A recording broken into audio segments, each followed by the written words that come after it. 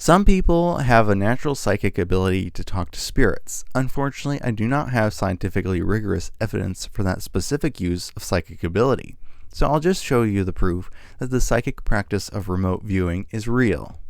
The Bible is very clear that talking to spirits, aka necromancy, is sinful and against God's will. So some people will come to the conclusion that speaking with the dead is only possible because of supernatural evil power is being given to some people by the devil, for example.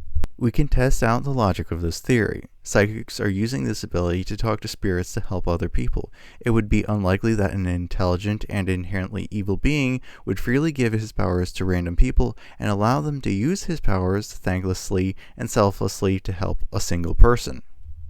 So some will make the argument that psychic powers are all part of an elaborate plan to lead people away from God and closer to the devil. And the problem with that is that that's just an ideological argument, and it's not based on any solid evidence. Something that is undoubtedly true can be proven independent of any ideological or religious beliefs. There is also the problem within Christianity itself. If Jesus was both man and God, and Mary was also human as well, if you pray to either of them, that is technically communicating with the dead. This would be especially true if either of them talk back to you. This applies to praying to dead saints as well. So this is an obvious double standard because speaking with the dead is acceptable within the framework of Christianity. Because Christianity has double standards for the use of the supernatural, this is why some people get tried for witchcraft and some people become saints. The difference is choosing to work within Christianity or outside it. The verse from the Bible that says, "Do not allow a sorceress to live," is very important. If God hates magic users and wants them dead, and He is all-knowing and all-powerful, then all the magic users would already be dead. If God is giving this order to humans, that means it's a method of social control.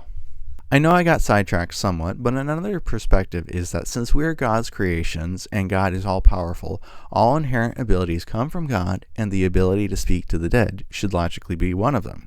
This perspective really isn't accurate though, because if talking to spirits is sinful, then God would be violating His own benevolent nature by leading people into sin with an inherent ability to talk to spirits. So we have a sort of catch-22 for Christianity here. Either God is going against His nature, an evil entity is going against His nature, or the final option, which is the one that's supported by the evidence, and that is that psychic ability, including the ability to speak to spirits, comes from an entirely separate paradigm that does not fit into the narrow biblical view of the world. Of course, it is controversial to come to the conclusion that there is supernatural power that does not fit into a major religion's view of the world. Yet controversy and personal beliefs ultimately have no impact on what is or is not true. The use of psychic power to learn information that you couldn't ordinarily know falls under the category of divination. In other words, the part of the Bible I'm showing here involved Jesus using divination to supernaturally know that there was a coin in a fish. The Catechism of the Catholic Church says that using magic or sorcery is wrong, even if the goal is restoring your own health. The reason given for this is that sorcery is contrary to the virtue of religion. Obedience to a specific religion is not an inherent virtue in itself, but something like magic can be considered a virtue if it allows you to heal others or yourself. Merriam-Webster's second definition of the word virtue is a beneficial quality or power of a thing. Virtue can also be defined as a quality that gives something special worth. This definition gives us more insight, because if humans have the ability to use inherent power that is independent from the entire biblical paradigm, that undermines the special value and the truth value of Christianity. The Catechism says specifically that divination is wrong. Remember how I said that Jesus performed divination according to the Bible? If divination was truly immoral, why would any Christian believe that Jesus was worthy of worship? If Jesus had appeared at the height of the persecution of witches and performed a miracle, he would likely be tried and found guilty of witchcraft. A lot of innocent people were killed at this time as a result of religious fervor and mass hysteria that was directly caused by Christianity and people who used Christianity as a tool of fear. My example of Jesus being tried for witchcraft is here to demonstrate the problem at the very heart of Christianity, and its hypocrisy. If Christianity was held to the very same standard that it imposes on every other belief system, then it would also fail to meet the standard. My example of Jesus being tried for witchcraft is here to demonstrate the problem at the very heart of Christianity, and its hypocrisy. If Christianity was held to the very same standard that it imposes on every other belief system, then it would also fail to meet the standard. This standard is that the use of magic is only okay if it is attributed to the accepted good thing, which in the Christian context is God. For example, if a monk used magic to transform wine into literal blood, as is alleged to have happened with the Eucharistic miracle of Lanciano, he would have obviously been persecuted for doing such a thing if he did not attribute the cause to God.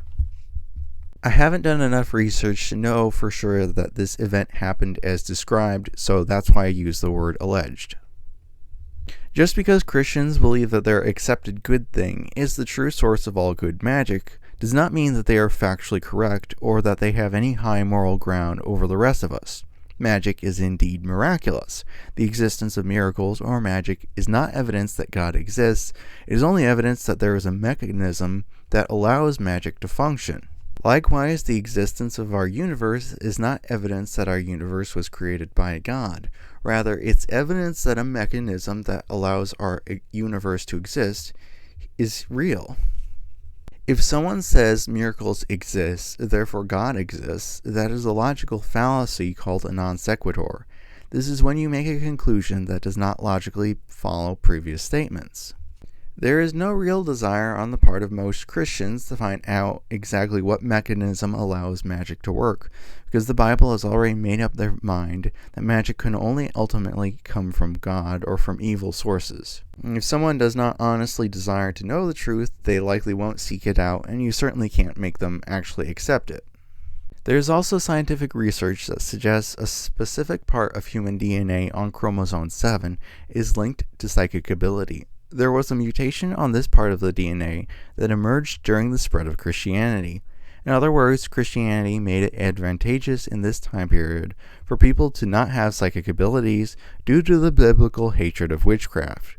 If you get burned at the stake for demonstrating psychic ability, then you obviously can't pass on your genes to the next generation. Edwin C. May was the director for the Stargate government program for remote viewing, and he was asked if there was any indication that there was some sort of spiritual or extra-dimensional influence that was allowing humans to use remote viewing. I simplified the question somewhat, but you get the point. His answer was no. He elaborated and made the point that all humans are capable of remote viewing regardless of belief. So if it works independently of the beliefs of the people involved, it must not be dependent on a specific spiritual belief system. Psychic ability happens naturally for some people, so remote viewing is just a more deliberate use of inherent human ability. Some people may attribute supernatural insights to something that only God or perhaps the devil could do. That's not really accurate because neither remote viewing or natural psychic ability require the invocation or intervention of a supernatural entity like God or the devil. There is a very persistent myth that the use of magic requires the devil or demons to make it work. This myth was likely created by Christians due to ignorance of the supernatural and due to the fact that individual use of magic undermines the necessity for an all-powerful God to explain specific supernatural events. We can demonstrate that you do not need the involvement of a malevolent entity to achieve scientifically measurable results with what many would call witchcraft. I'm talking specifically about repeated experimentation done with voodoo dolls to see if one could achieve beneficial results on a human subject. The answer was yes, voodoo dolls are effective even without any dramatic invocation of malevolent beings that may or may not exist. So we can conclude that since using a voodoo doll is clearly not a prayer to God, there exists a force which can be manipulated using witchcraft or magic to influence the world in a positive, beneficial way. Therefore, the biblical God cannot be responsible for all the supernatural good that occurs in the world.